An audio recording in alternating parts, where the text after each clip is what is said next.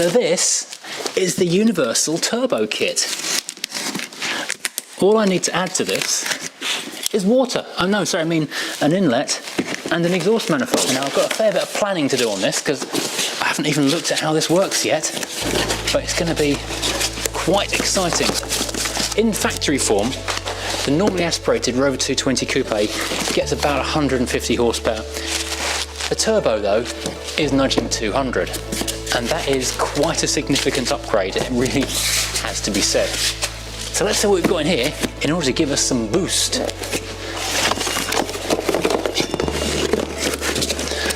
First off, we have got a pipe.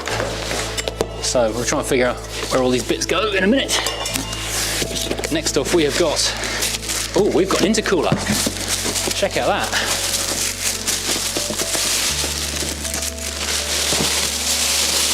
Nice aluminium lightweight. Get a good tune out of that as well. So we're laughing with that.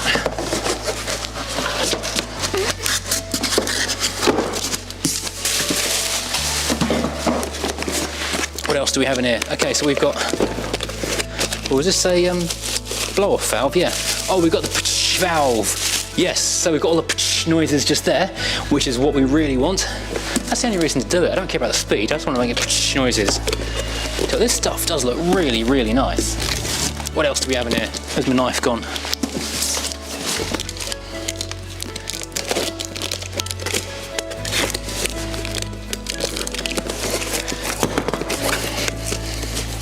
Oh, hello. This looks rather important. A significant black box. Everything wrapped in foam. Nicely machined parts. Well, look at that. That's looks important. Even the little gaskets get their own slot in this nice foam area. So this is going to be... Okay, so this is part of it. This is an important part of it. I'm going to pretend I know what this is, because it's probably very important.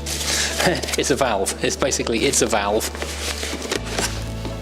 Oh, we've got a turbo gauge. We've got a gauge. I didn't know a gauge was coming. Oh, hello. That's exciting in itself. We need a gauge. We'll light up glowy stuff.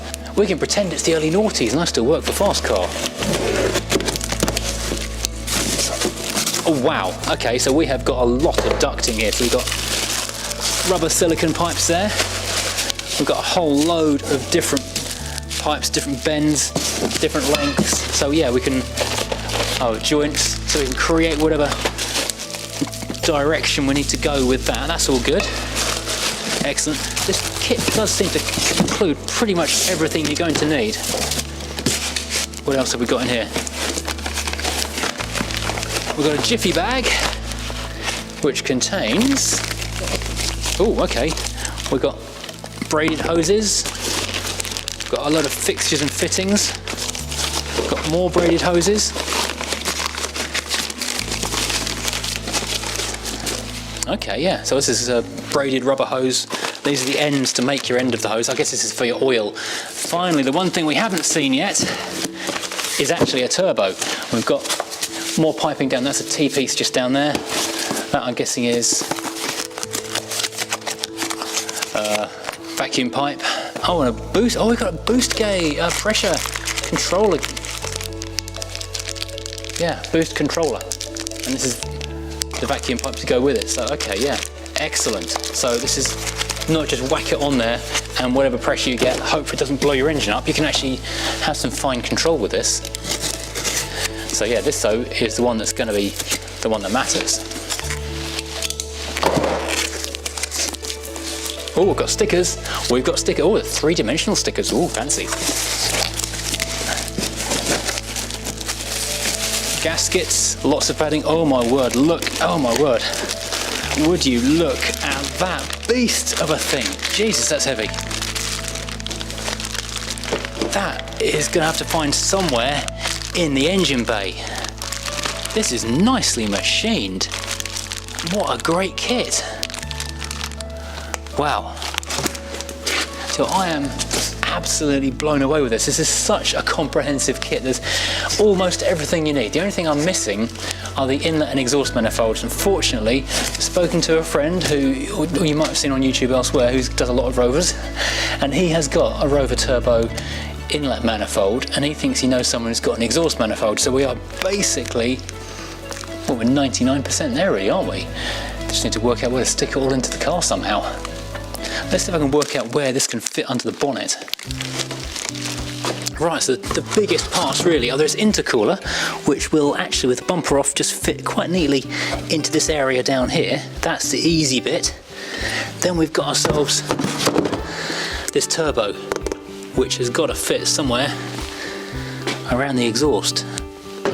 Now, I'm probably going to have to lose my giant induction kit with literally a Heinz bean can pipe extension there to get cold air intake, but this, I guess, will fit into this area down here somewhere. Yeah, I guess once I've got the exhaust manifold and the inlet manifold, then I can work out the exact position of where this will go, because with that air filter gone, there's a fair bit of space down there. Now the shaft on this has got literally no play in it whatsoever. That's so tight.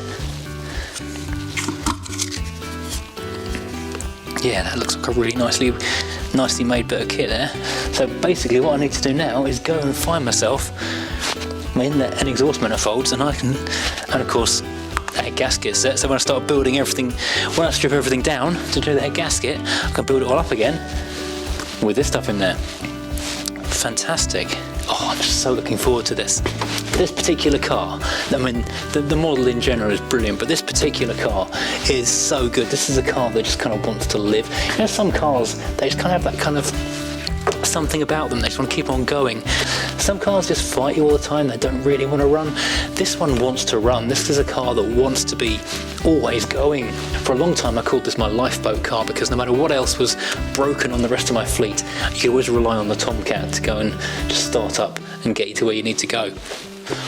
Right, I am massively excited now about this project. This is going to be so much fun. I just need to work out where to squeeze everything in under this fairly tight engine bay, but because Rover did do their own turbocharged version of the 220 Coupe, I'm fairly confident it will fit. And if this goes really well,